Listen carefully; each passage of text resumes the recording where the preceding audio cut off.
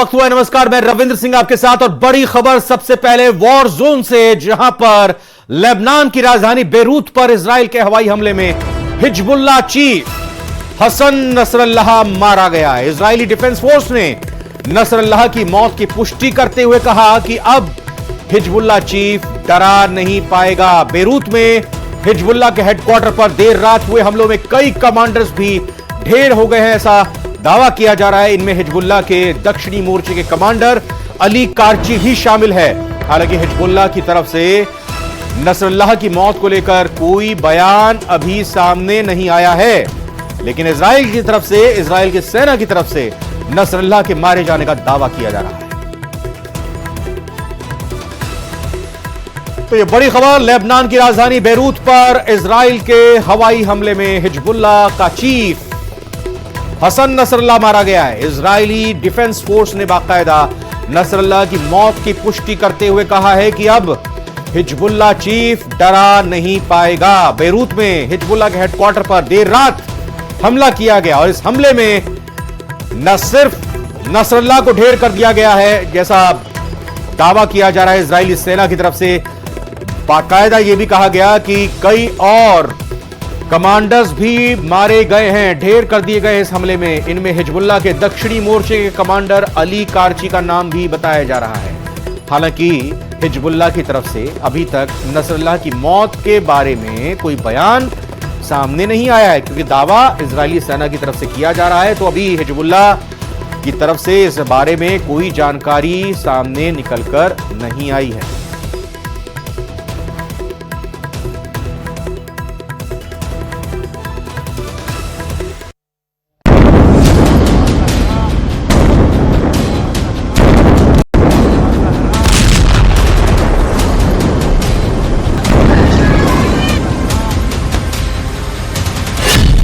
मारा गया Hezbollah chief.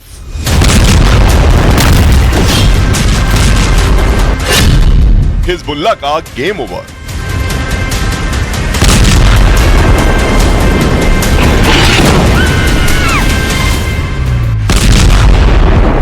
Israel ने लेबनान में हिजबुल्लाह के हेडक्वार्टर पर मिसाइलों की बरसात कर दी। इजराइल ने दावा किया कि उसके निशाने पर हिजबुल्लाह चीफ नसरल्लाह था।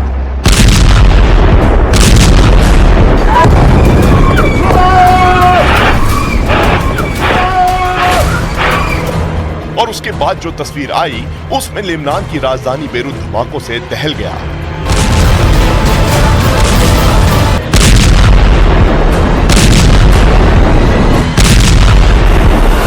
इजराइल की एयर स्ट्राइक में बेरूत में 6 इमारतें ध्वस्त हो गईं और फिर वो दावा आया जिसने सबके होश उड़ा दिए।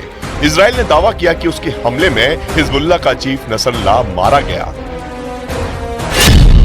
जिस वक्त बेरूत पर हमला हुआ, उस वक्त इजराइल के प्रधानमंत्री अमेरिका में थे। यूनाइटेड नेशन में उनके स्पीच के 1 घंटे बाद ही इजराइल ने बेरूत में मिसाइलें दागी।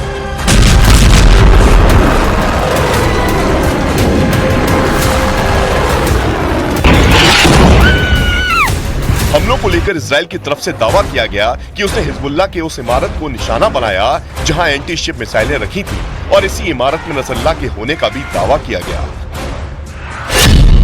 इजराइल की जिस मिसाइल ने बेरूत में हिजबुल्लाह के ठिकानों को निशाना बनाया, वो एक घनी आबादी वाला इलाका था।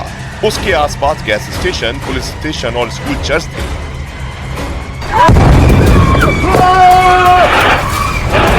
लेकिन इजराइल ने दावा किया कि उसकी मिसाइल ने ठीक उस इमारत को निशाना बनाया जहां हिजबुल्लाह के हथियार और मिसाइलें रखी थीं, और इसी हमले में हिजबुल्लाह चीफ नसरल्लाह के मारे जाने का भी दावा किया गया। इजराइल की तरफ से यह भी दावा किया गया कि जहां हमला किया गया वहां हिजबुल्लाह के टॉप अधिकारी मीटिंग करते थे, और इसके बाद ही हिजबुल्लाह चीफ नसरल्लाह से संपर्क नहीं होने का भी दावा सामने आया।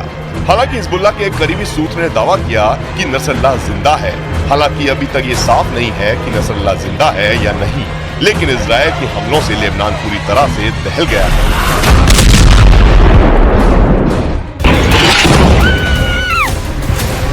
हमास में तबाही के बाद इजराइल का पूरा फोकस अब लेबनान में हिजबुल्लाह के ठिकानों पर शिफ्ट हो गया है, क्योंकि हमास पे इजराइल के हमलों के बीच हिजबुल्लाह ने इजराइल के खिलाफ जंग का ऐलान कर दिया है। हिजबुल्लाह की तरफ से इजराइल के ठिकानों पर कई बड़े हमले किए गए और उसके बाद इजराइल ने हिजबुल्लाह के ठिकानों को निशाना बनाना शुरू किया, जबकि नेतन्याहू ने साफ लफ्जों में कह दिया है कि लेबनान में हिजबुल्लाह के खिलाफ उसकी जंग अब नहीं रुकने वाली है। और नेतन्याहू की इस चेतावनी की तस्वीर अब लेबनान के हर शहर में दिखने लगी है। शुक्रवार और शनिवार की रात जिस तरह से बेरूत में इजराइल ने हमला किया, उसके बाद लेबनान में चारों तरफ तबाही मची हुई है, लेकिन इसके बाद भी हिजबुल्लाह की तरफ से हमले नहीं रुके हैं। मतलब साफ है कि अभी जंग और खतरनाक मोड़ पर पहुंचने वाली है।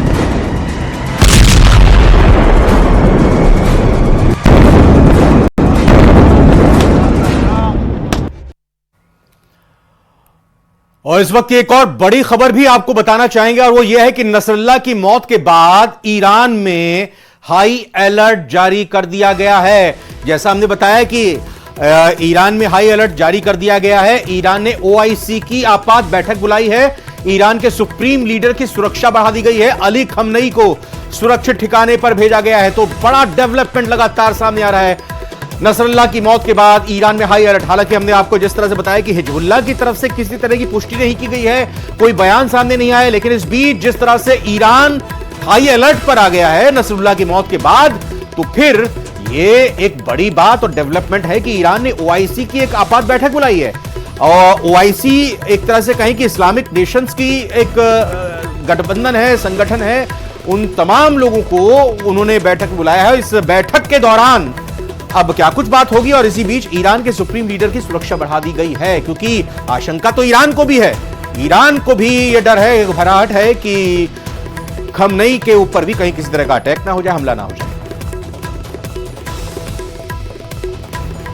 और इजराइल के प्रधानमंत्री नेतन्याहू भले ही दावा करें कि इजराइल जंग जीत रहा है, लेकिन हकीकत में हमास और हिजबुल्लाह के बाद अब हूती ने इजराइल की राजधानी पर ऐसा भीषण हमला किया कि पूरा इजराइल खौफ में आ गया। हूती ने फिलिस्तीन 2 बैलिस्टिक मिसाइल से तेल अवीव पर हमला किया, जिसे देखकर ईरान के सुप्रीम लीडर खमनई ने बोल पड़े, शाबाश हूती, तुमने कर दिखाया।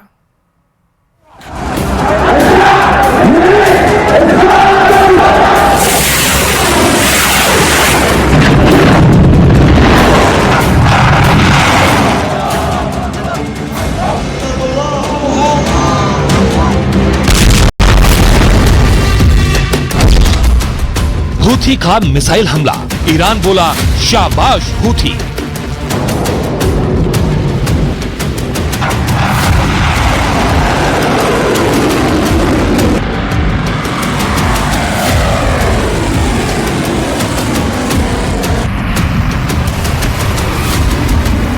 अब ये दावा कर पाना बेहद मुश्किल है कि इजराइल हमास और हिजबुल्लाह को जंग में आसानी से हरा देगा। हूथी लड़ाकों ने इजराइल पर ऐसा भीषण मिसाइल हमला किया कि अमेरिका तक हैरान रह गया।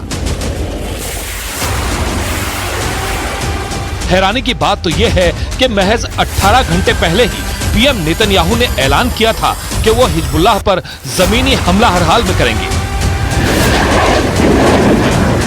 पीएम नेतन्याहू के ऐलान के कुछ घंटे बाद ही इजराइल पर हूथी ने बहुत बड़ा मिसाइल हमला कर दिया है। 2200 किलोमीटर दूर से हमला, तेल अवीव में मचा कोहराम।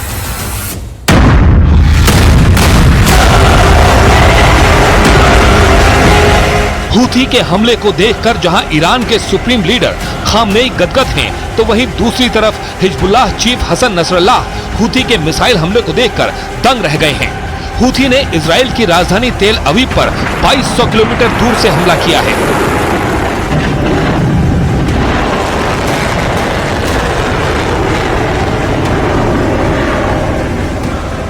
हूथी ने दावा किया कि उसने इजराइल की राजधानी तेल अवीव पर बड़ा मिसाइल हमला किया है। हूथी का दावा है कि उसने यमन से मध्य इजराइल पर सीधा बड़ा हमला किया। खबर के मुताबिक 2200 किलोमीटर दूर से हूथी ने इजराइल की राजधानी तेल अवीव पर लंबी दूरी की मिसाइल दागी है। हैरानी की बात तो यह है कि हूथी ने सितंबर महीने में इजराइल की राजधानी तेल अवीव पर दूसरा बड़ा मिसाइल हमला किया। हालांकि इजरायली सेना ने दावा किया है कि उसके एरो डिफेंस ने हूथी की मिसाइल को इंटरसेप्ट करके आसमान में ही तबाह कर दिया। عملية عسكرية استهدفت من خلالها هدفا عسكريا تابعا للعدو الإسرائيلي في منطقة يافا المحتلة تل أبيب، وذلك بصاروخ باليستي نوع فلسطين 2، واستهدفت كذلك هدفا حيويا في منطقة عسقلان المحتلة بطائرة مسيرة نوع يافا، وقد حقق हूथी ने लिया हिजबुल्लाह के कमांडरों का बदला। इजरायली सेना जहां एक तरफ लेबनान पर भीषण जमीनी हमले करने जा रही है, तो वहीं दूसरी तरफ इजरायली सेना ने पिछले 90 दिनों में हिजबुल्लाह के कम से कम 17 टॉप कमांडरों को मार डाला है। हिजबुल्लाह को हुए जबरदस्त नुकसान से जहां ईरान परेशान है, तो वहीं हूथी इजरायली सेना पर जमकर हमले करने में जुट गया है। जरा देखिए हूथी ने हिजबुल्लाह के किस लड़ाके का बदला मिसाइल हमले से लिया।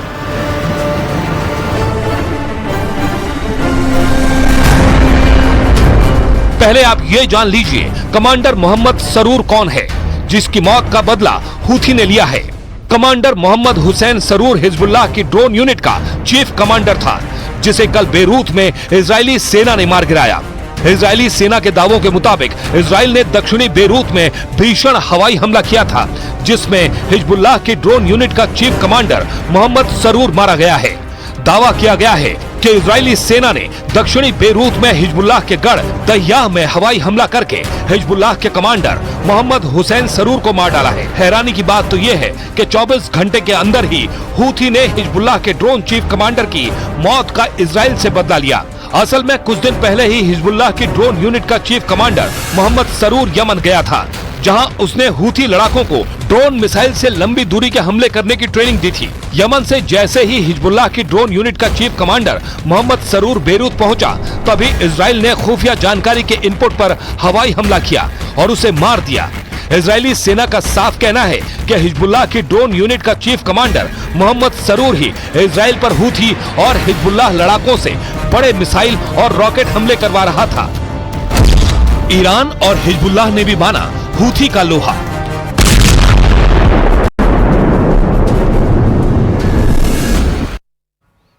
पेजर ब्लास्ट, वॉकी टॉकी धमाके और एयर स्ट्राइक से हिजबुल्लाह लड़ाकों में दहशत फैल गई है, और इस बीच लेबनान में घुसकर उसे पूरी तरह उखाड़ फेंकने के पीछे का मकसद क्या है, यह समझना कोई रॉकेट साइंस नहीं है, क्योंकि लेबनान के हिजबुल्लाह को इजराइल ईरान के बाद अपना सबसे बड़ा दुश्मन मानता है। इजराइल और हिजबुल्लाह लेबनान की सीमा पर तब से लड़ रहे हैं जब गाजा में युद्ध शुरू हुआ। 7 अक्टूबर 2023 से 20 सितंबर 2024 तक इजराइल और लेबनान ने एक दूसरे पर जो हमले किए हैं, वो इन दोनों के बीच की शत्रुता की गवाही है। इन 11 महीनों में इजराइल ने लेबनान पर 8,313 हमले किए हैं, जिसमें 752 लेबनानियों की मौत हुई है। वहीं इजराइल के खिलाफ हिजबुल्लाह और हूथी विद्रोहियों ने 1,901 हमले किए हैं, जिसमें 33 इजरायलियों की मौत हुई है। हिजबुल्लाह हमास और हूथी विद्रोहियों का पक्का सपोर्टर है, और इस सपोर्ट की सीख उसे ईरान से मिलती है, जो हिजबुल्लाह की फंडिंग करता है, ट्रेनिंग देता है और इजराइल पर लेबनान की ओर से हमले के लिए उकसाता है। इसके लिए ईरान ने लेबनान में अपने रिवोल्यूशनरी गार्डों की तैनाती भी की है। हिजबुल्लाह का समर्थन करने वाले ईरान ने इजराइल के हमलों की निंदा की है और कहा कि मध्य पूर्व इन दिनों पूरी तरह से तबाही का सामना कर रहा है। ईरान ने यह भी चेतावनी दी कि अगर इजराइल ने अपना हमला बढ़ाया तो तेहरान हर तरह से लेबनान का समर्थन करेगा। इस बीच इजराइल के पीएम बेन्यामिन नेतन्याहू ने कसम खाई है אנחנו ממשיכים לעקוד את החיזבאללה בכל הכוח, ואנחנו לא נפסיק עד שנשיג את כל יעדינו, ובראשם החזרת תושבי הצפון בבטחה לבתיהם.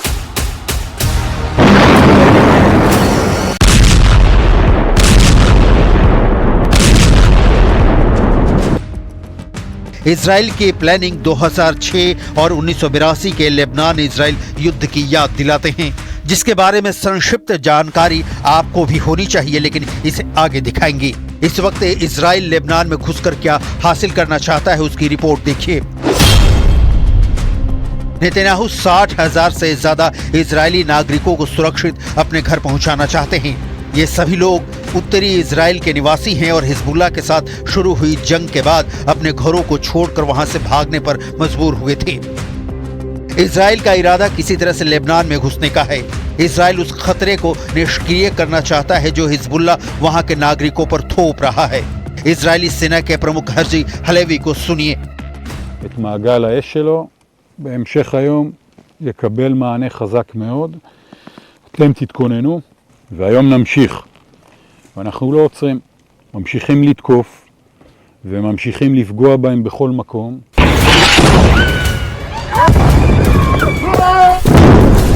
इजराइल का पहला लक्ष्य हिजबुल्लाह लड़ाकों पर हमला करके उनको दक्षिणी लेबनान में लितानी नदी के उत्तर से किसी भी तरफ पीछे धकेलना होगा। इसकी दो वजहें हैं। पहला, इजराइल के कस्बों की ओर दागे जा रहे छोटी दूरी के रॉकेट्स को रोकना, और दूसरा 7 अक्टूबर को उत्तरी इजराइल पर किए गए हमले जैसी घटना की आशंका को खत्म करना। इसके लिए इजरायली सेना की प्लानिंग है कि वो लेबनान के गांवों में घुसेगी जहां हिजबुल्लाह ने कई सैनिक चौकियां बना रखी हैं। हिजबुल्लाह के पास लड़ाके तो हैं, लेकिन इजरायली टैंक मरकावा की तोड़ उसके पास नहीं है, और ना ही इजरायली सेना की तरह हिजबुल्लाह के लड़ाके ट्रेंड हैं। लिहाजा इजराइल लेबनान में घुसता है तो लेबनान का दूसरा गाजा बनना तय है। इसे रोकने के लिए कई देशों ने एक संयुक्त बयान जारी किया है, जिसमें अमेरिका, फ्रांस, जर्मनी, सऊदी अरब, कतर, संयुक्त अरब अमीरात जैसे देशों ने इजराइल लेबनान सीमा पर तत्काल 21 दिन के युद्ध विराम की अपील की है। भारत ने एक एडवाइजरी जारी कर भारतीयों से अगली सूचना तक लेबनान की यात्रा नहीं करने का आग्रह किया है।